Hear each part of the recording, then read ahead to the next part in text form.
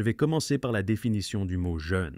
Il s'agit de la discipline qui consiste à s'abstenir de nourriture ou de quelque chose de désiré pendant une période donnée afin de se consacrer davantage à la prière et à la parole de Dieu. Je vais te la redonner. Le jeûne est la discipline qui consiste à s'abstenir de nourriture ou de quelque chose de désiré pendant une période donnée afin de se consacrer davantage à la prière et à la parole de Dieu. Sans prière, ce n'est qu'un régime alimentaire. J'avais un ami qui jeûnait avec nous lors de nos jeûnes de 3 jours. Il le faisait juste parce qu'il aimait l'idée d'avoir très faim, et ensuite de savourer pleinement un repas. Il aimait le fait qu'il y ait une récompense à la fin. La Bible parle tout d'abord d'un jeûne alimentaire, et c'est principalement cela qu'est le jeûne, c'est s'abstenir de nourriture. Mais je pense que bibliquement, nous pouvons élargir cette notion à d'autres catégories, du moins dans une certaine mesure, et nous devons être ouverts à cela. J'expliquerai pourquoi dans un instant, notamment à cause des bienfaits que l'on peut en tirer. Matthieu 4, verset 2, « Après avoir jeûné 40 jours et 40 nuits, il eut faim. » Cela parle d'un jeûne alimentaire. Petit aparté ici. J'aime le fait que la Bible dise qu'après 40 jours et 40 nuits de jeûne, Jésus eut faim. Cela pourrait signifier, et ce n'est qu'une spéculation, qu'il n'a pas eu faim avant ce dernier jour, qu'il a été soutenu surnaturellement tout au long de son jeûne. Ce serait une manière d'expliquer cette formulation. Remarque également que le diable n'a pas tenté Jésus avec de l'eau. Il ne lui a pas dit « Si tu es le Fils de Dieu, transforme ce sable en une rivière d'eau vive, change ces déserts en sources rafraîchissantes. » Non, il a dit « Si tu es le Fils de Dieu, ordonne à ces pierres de devenir du pain. » Je crois donc que Jésus a fait un jeûne alimentaire. Cela soulève une autre question. Qu'en est-il des jus? Je vais partager une histoire un peu dégoûtante, mais je vais quand même la raconter. Je connaissais quelqu'un qui, pendant un jeûne, trouvait une sorte de faille. Il prenait des hamburgers, les mettait dans un mixeur, les réduisait en bouillie et les buvait. Je grimace à chaque fois que j'y pense. Mais c'était sa manière de contourner la règle. Je ne mange pas, je bois, donc techniquement c'est acceptable. Nous comprenons cependant que le concept du jeûne consiste à renoncer à ce qui soutient ou nourrit notre corps, ce qui lui apporte de l'énergie. Cela inclut donc le fait de boire du jus. Je pense que le café brise aussi un jeûne. Certains ajoutent dans le thé aussi. Pourquoi? Parce que même une petite quantité de sucre apporte un regain d'énergie. Ce n'est pas parce que c'est liquide que cela ne fournit pas de nutriments ou d'énergie. Donc, tout ce qui renforce ton corps, d'un point de vue nutritionnel, peut être considéré comme de la nourriture, du moins dans le contexte du jeûne. Quand on parle de jeûne alimentaire, cela signifie ne boire que de l'eau. Nous voyons aussi dans la Bible des personnes qui s'abstiennent à la fois de nourriture et d'eau. Esther 4, verset 16, « Vence rassemble tous les Juifs qui se trouvent à Suse et jeûnez pour moi, ne mangez et ne buvez rien pendant 3 jours, ni la nuit ni le jour. » Esdras 10, verset 6. Puis Esdras se retira de devant la maison de Dieu et alla dans la chambre de Jochanan, fils d'Eliashib. Quand il y entra, il ne mangea point de pain et ne but point d'eau. Remarque que chaque fois qu'il faisait un jeûne sans eau, c'était rarement plus de 3 jours. Pourquoi? Parce qu'au-delà de 3 jours sans eau, on s'expose à des complications de santé graves, voire à la mort. Je vais utiliser un mot de remplacement ici, car certaines plateformes de réseaux sociaux détectent certains termes et limitent la portée des vidéos. Je connaissais un pasteur qui est parti dans le désert pour tenter de faire ce que Jésus a fait. Mais que Jésus a-t-il fait? Il a jeûné de nourriture. Ce pasteur s'est dit « Je vais faire comme Jésus ». Il est allé dans le désert et a essayé de jeûner 40 jours sans nourriture ni eau, et il est mort. Nous devons donc appliquer la sagesse, même dans les choses de Dieu. Le jeûne de nourriture et d'eau dans la Bible ne dure en général pas plus de 3 jours, sauf exception que nous verrons dans un instant. Ce point est sujet à débat. Certains disent « Le jeûne de Daniel n'est pas un vrai jeûne ». D'autres affirment « Nous, en tant que chrétiens, nous devons être plus disciplinés que cela. Si tu fais le jeûne de Daniel, ce n'est pas un jeûne, c'est juste un régime. » Je comprends ce raisonnement, mais il faut aussi penser à nos frères et sœurs qui ont des problèmes de santé. Certains croient en leur guérison, mais cette guérison ne s'est pas encore manifestée. Pour certains, le jeûne de Daniel est la seule forme de jeûne qu'ils peuvent faire. Il y a des problèmes de santé qu'ils doivent gérer qui ne sont peut-être pas de leur faute. Et peut-être que, oui, ils font certaines choses qui aggravent leur état de santé. Mais dans tous les cas, nous devons être bienveillants et compatissants. Et je pense que nous, en tant que prédicateurs, avons tendance à dire des choses qui sonnent bien, mais qui ne se traduisent pas nécessairement par une application concrète dans la vie quotidienne du croyant. Nous, en tant que prédicateurs, devons nous rappeler que ce n'est pas parce que vous êtes méchants que vous dites la vérité. Et je pense qu'aujourd'hui, beaucoup de prêches que nous entendons sont très dures, presque comme si les gens aimaient être spirituellement maltraités, et cela découle en grande partie du cadre du légalisme. Nous n'avons pas le temps d'entrer dans ce sujet, mais ici, dans Daniel 10.3, la Bible dit « À ce moment-là, je n'avais mangé aucun aliment délicat, aucune viande ni vin n'était entré dans ma bouche, et je n'avais utilisé aucune lotion parfumée jusqu'à ce que ces 3 semaines soient passées. » On voit donc ici qu'il s'agit d'un jeûne de 3 semaines où il s'abstient de certains aliments. Maintenant, je vais expliquer pourquoi cela peut être considéré comme un jeûne dans un instant. Le 4e type est le jeûne d'abstinence. 1 Corinthiens 7, verset 5 dit « Ne vous privez pas l'un l'autre de relations sexuelles, si ce n'est d'un commun accord et pour un temps, afin de vaquer à la prière. Puis, retournez ensemble, de peur que Satan ne vous tente par votre manque de maîtrise de soi. » Il s'adresse ici aux couples mariés. Remarquez que Satan ne peut nous tenter que si nous manquons de maîtrise de soi, mais c'est un autre sujet. Ce que je veux souligner ici, c'est que ce couple marié, ou les couples mariés en général, s'abstiennent de relations sexuelles afin de consacrer plus de temps à la prière. C'est une forme de jeûne. Ce verset en particulier ouvre la notion de jeûne à bien d'autres choses, à savoir tout ce que l'on abandonne pendant une période, courte ou prolongée, pour se concentrer davantage sur le Seigneur. Vous pouvez jeûner en vous privant de loisirs, vous pouvez jeûner de tout ce qui peut être une distraction. Ainsi, même si cela peut sembler bien et juste de dire des choses comme « si vous ne renoncez pas à la nourriture et à l'eau, cela ne compte pas », ce n'est tout simplement pas biblique. Tout ce que vous faites pour affaiblir la chair fortifiera votre esprit. Tout ce à quoi vous renoncez pour remplir ce vide avec des choses spirituelles fortifiera votre esprit et, par conséquent, affaiblira votre chair. Il y a donc le jeûne alimentaire, le jeûne de nourriture et d'eau, le jeûne diététique, le jeûne d'abstinence. Regardons maintenant les différentes durées de jeûne. J'ai mentionné un autre type de jeûne dont nous parlerons dans un instant. L'exception à la règle du jeûne strict en termes d'eau. Voyons les durées de jeûne. Je veux souligner que chaque fois qu'un jeûne dépasse 3 jours, il s'agit d'un jeûne de nourriture et non d'un jeûne sans eau, sauf intervention surnaturelle. Écoutez-moi bien, et je ne suis pas un expert médical, je ne vous donne pas de conseils médicaux, mais vous devez prendre cet avertissement au sérieux. Sans intervention surnaturelle, une personne moyenne ne survivrait pas plus de 3 jours sans eau. Une personne moyenne peut se passer de nourriture pendant environ 21 jours, mais seulement 3 jours sans eau.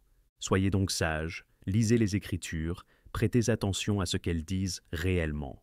Consultez le Seigneur et assurez-vous d'être à l'écoute du Saint-Esprit lorsque vous vous engagez dans ces pratiques, car vous affaiblissez réellement votre corps physique. D'abord, nous voyons un jeûne partiel de jours, dans Juge 20, verset 26. Si vous jeûnez une demi-journée, 1/3 de la journée, 3/4 de la journée, tant que vous mettez quelque chose de côté pour consacrer plus de temps au Seigneur, cela compte. Le légalisme vous ferait vous condamner parce que vous aviez prévu de jeûner 7 jours, mais que vous n'avez tenu que 3. Je vous promets que le Seigneur ne va pas vous refuser l'entrée au paradis parce que vous avez mangé un muffin. Maintenant, cela doit être un mode de vie. Luc 2h37 dit « Puis elle vécut comme veuve jusqu'à l'âge de 84 ans et ne quittait pas le temple, mais restait là jour et nuit, adorant Dieu avec des jeûnes et des prières. » Donc, ici, nous voyons que c'est en quelque sorte un mode de vie que nous devons maintenir. Maintenant, permettez-moi de prendre un moment pour dire cela clairement. Ce que je vais vous donner dans les prochaines phrases n'est pas la parole, c'est mon opinion, d'accord? Vous pouvez le remettre en question, vous pouvez ne pas être d'accord avec cela. Ce n'est pas la parole, ce n'est pas très éloigné non plus, mais c'est juste un conseil que vous pourriez peut-être appliquer.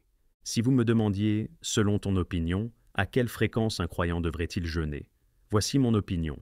Je recommanderais que le croyant mette en place, s'il croit en la puissance de la prière et du jeûne, s'il croit que c'est quelque chose que Dieu veut qu'il fasse, je dirais au moins trimestriellement pour que cela compte comme quelque chose que vous faites dans le cadre d'un mode de vie régulier. Maintenant, vous pouvez en faire plus, vous pouvez en faire moins. Si vous en faites plus, cela ne signifie pas nécessairement que vous avez raison et que l'autre personne a tort. Si vous en faites moins, cela ne signifie pas que vous n'êtes pas spirituel. C'est juste quelque chose que j'ai conclu, que je pense être une répétition saine ou une routine spirituelle saine, et cela inclut au moins une fois par trimestre, tous les 3 mois, un jeûne devrait avoir lieu. Maintenant, en fonction de la durée de ces jeûnes, vous pouvez augmenter la fréquence de ces jeûnes. Mais je veux maintenant parler des bienfaits. Donc, nous avons parlé du côté pratique. Nous avons parlé de la dynamique spirituelle derrière cela. Nous avons parlé des durées de jeûne. Nous avons parlé de la fréquence à laquelle vous devriez jeûner. Maintenant, je veux vous parler des bienfaits du jeûne. Cela vous bénit-il jusqu'à présent ce soir? Vous en ligne. Si vous êtes challengé, faites-le moi savoir. Maintenant, souvenez-vous de mon introduction où je vous ai dit que c'est le quoi et non le pourquoi. Nous comprenons que cela fonctionne, même si nous ne comprenons pas pourquoi cela fonctionne. Maintenant, je veux que vous regardiez, alors que nous passons en revue ces différents exemples, comment le jeûne a été utilisé. Rappelez-vous aussi que je vous ai dit que nous pouvons déduire certaines vérités en nous basant sur ce que fait le jeûne. Et ce que nous pouvons en déduire, c'est un peu du pourquoi cela pourrait fonctionner. Donc, numéro 1, le jeûne est utilisé pour le deuil et la repentance. Joël 2,12 dit « C'est pourquoi maintenant encore, dit le Seigneur Dieu, tournez-vous vers moi pendant qu'il est encore temps. Donnez-moi vos cœurs. Venez avec des jeûnes, des pleurs et des lamentations. » Néhémie 1,4. Lorsque j'ai entendu cela, je me suis assis et j'ai pleuré. En fait, pendant des jours, j'ai pleuré, jeûné et prié le Dieu du ciel. Ainsi, dans l'Ancien Testament, les figures bibliques jeûnaient souvent en conjonction avec leur deuil et leur repentance. Maintenant, comment prendre ce concept spirituel de l'Ancien Testament, selon lequel ils jeûnaient pendant qu'ils étaient en deuil et en repentance, et l'appliquer dans une perspective du Nouveau Testament? Parce que nous comprenons que Christ a déjà porté la totalité de la colère de Dieu sur la croix. Nous comprenons que nous sommes pardonnés non en nous punissant nous-mêmes, mais en plaçant notre foi dans la punition que Dieu a placée sur Christ. Laissez-moi vous dire combien de personnes perçoivent le jeûne. Elles pensent que dans leur souffrance seule, juste pour le fait de souffrir, Dieu est satisfait. Maintenant, laissez-moi être très prudent dans la façon dont je dis cela, parce que Dieu est satisfait lorsque nous souffrons pour la justice. Dieu est satisfait lorsque nous endurons la persécution. Dieu est satisfait, sans aucun doute, des martyrs qui ont donné leur vie pour que l'Évangile puisse se propager, et nous honorons ainsi le corps du Christ. Donc, permettez-moi d'être clair à ce sujet. Mais se faire souffrir juste pour souffrir, c'est du légalisme. Si vous souffrez pour la cause de Christ, si vous êtes persécuté, que dit l'Écriture? À cause de mon nom. Il y a un but derrière la persécution. Il y a une raison pour la souffrance. Elle mène à quelque chose. Et c'est pourquoi Dieu est satisfait que vous ayez enduré ce genre de souffrance. Mais nous devons être libérés de cet état d'esprit légaliste qui consiste à nous punir nous-mêmes pour plaire à Dieu. Tout comme ils le faisaient autrefois, ils se fouettaient le dos, prenant sur eux-mêmes la punition pour leurs fautes. Et beaucoup de chrétiens utilisent le jeûne de cette manière. Ils se fouettent émotionnellement, mentalement et physiquement, pensant que c'est ainsi qu'ils paient pour leurs péchés, qu'ils expitent leurs fautes. Et c'est du légalisme. Le légalisme, c'est tenter d'accomplir par les actes humains ce qui ne pouvait être accompli que par la croix. Alors, comment devons-nous voir cela?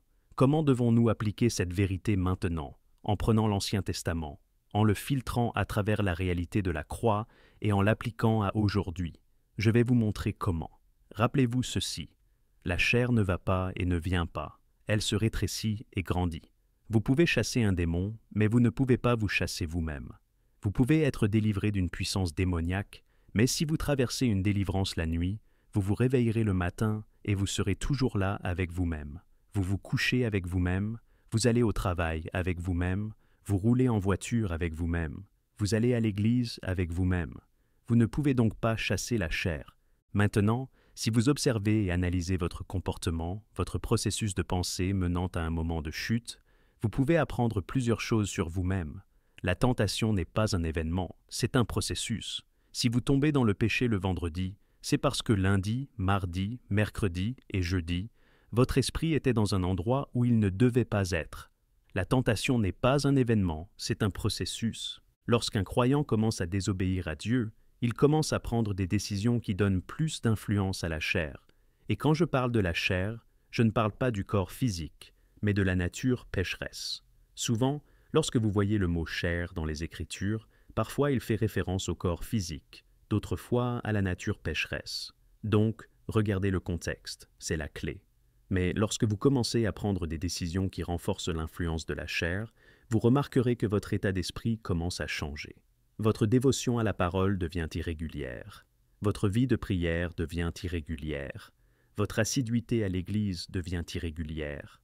Votre résistance à la tentation devient instable. Et maintenant, d'anciennes habitudes du passé commencent à réapparaître lentement dans votre vie. La chair commence à prendre vie. D'anciennes attitudes, d'anciennes habitudes, d'anciens schémas de pensée, et vous commencez à voir la résurgence de cet homme pécheur, de cette femme pécheresse. Il y a maintenant cette influence qui revient, et vous traversez une période, peut-être que nous ne sommes pas censés le faire, mais cela arrive parfois, où nous commençons à fléchir et à lutter contre cela. Nous nous disons « Ok, quelque chose ne va pas ici, je prends de mauvaises décisions ».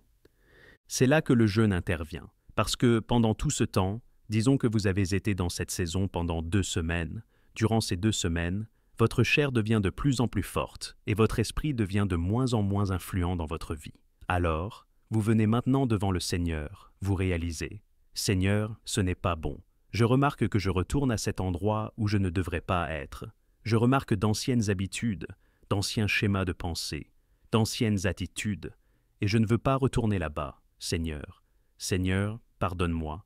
Je me détourne de cela. » Et ensuite, vous vous détournez, vous êtes pardonné, Dieu vous lave, il vous purifie, il efface votre dossier. Mais maintenant, vous avez la tâche de soumettre à nouveau cette chair. Donc, lorsque vous revenez à un bon état d'esprit, lorsque vous jeûnez, vous réinitialisez cette influence.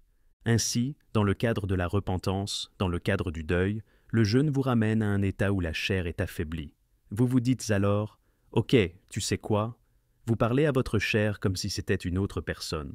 Tu as eu trop de force, tu as trop grandi, tu as trop d'influence. Donc, ce que je vais faire, c'est t'affaiblir pendant les 3 prochains jours. Tout ce que tu veux, c'est non. Ne demande même pas. Et vous prenez cette chair qui a pris de l'influence pendant ces semaines. Et pendant les 3 jours suivants, vous l'attrapez par le cou, vous la soumettez et vous dites « Tu vas rester à ce niveau d'influence et tu n'en auras absolument aucune. C'est là que je veux que tu sois. Voilà toute l'influence que tu as. » Et vous soumettez la chair à nouveau par le processus du jeûne. Vous l'affaiblissez. C'est l'application du Nouveau Testament du jeûne dans le cadre du deuil et de la repentance. C'est une réinitialisation de la chair pour vous aider dans la repentance. Ensuite vient la clarté. Un jour, alors que ces hommes adoraient le Seigneur et jeûnaient, elle et le Saint-Esprit dit « Mettez à part Barnabas et Saul pour l'œuvre spéciale à laquelle je les ai appelés. » Le jeûne, encore une fois, vous déconnecte du terrestre. Je ne veux pas dire cela de manière absolue. Nous avons besoin de vous, ici sur terre, jusqu'à ce que le Seigneur vous prenne. Mais il commence à vous connecter au céleste, ce qui apporte une plus grande clarté. J'ai remarqué que lorsque je suis plus intentionnel dans la mise à part de certains moments pour le Seigneur, il y a une différence. Évidemment, nous avons tous notre routine, notre dévotion au Seigneur, notre prière quotidienne et notre lecture quotidienne de la parole. Mais dans ces moments d'influence accrue où vous vous dites « Cette semaine, je vais vraiment mettre certaines choses de côté », vous constatez qu'il y a une clarté spirituelle plus profonde. Peut-être que vous ne pouvez pas toujours le faire en raison de vos responsabilités en tant que parent, époux, etc. Mais de temps en temps, il est bon de dire « Pour cette courte période, je vais me concentrer davantage ». En faisant cela, vous remarquerez une clarté accrue dans l'esprit, au point que le Saint-Esprit peut simplement murmurer, et tout devient limpide. Certains diront « Je vis déjà dans cette clarté, frère David. C'est bien, mais il est toujours possible d'aller plus loin. » C'est ce que fait le jeûne. Il apporte des niveaux plus profonds de clarté. Un ami pasteur, passionné d'aviation et pilote licencié, m'a fait découvrir un simulateur de vol ultra réaliste qu'il possède chez lui. J'ai eu l'occasion de m'y essayer, pensant que ce serait une expérience rapide. Mais nous avons fait un véritable vol numérique de 45 minutes, avec des échanges avec la tour de contrôle et d'autres pilotes virtuels. Tout se passait bien, jusqu'à l'atterrissage, où j'ai crashé l'avion. Ce n'était qu'un simulateur, donc aucune conséquence réelle. Le jeûne fonctionne de la même manière. C'est un simulateur de tentation.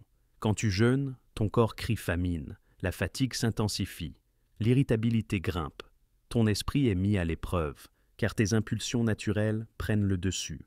Le jeûne révèle tes faiblesses impulsives, As-tu déjà attrapé un snack par réflexe en oubliant que tu étais en jeûne? C'est un test de ton contrôle sur tes propres impulsions. Le jeûne te confronte à l'épuisement. Beaucoup de personnes tombent dans le péché lorsqu'elles sont à bout de force. Apprendre à gérer la fatigue renforce ta maîtrise de soi. Le jeûne teste ta patience. Si tu peux rester patient sans manger pendant 3 jours, alors tu pourras l'être dans les moments difficiles du quotidien. Le jeûne t'enseigne à maîtriser la distraction. Si tu peux ignorer la faim pour prier et méditer, alors tu peux aussi ignorer les distractions du monde pour te concentrer sur Dieu. En fin de compte, si tu échoues dans ton jeûne, par exemple en mangeant par accident, ce n'est pas un péché en soi, mais cela te donne un indicateur de là où tu peux encore progresser dans ta discipline spirituelle.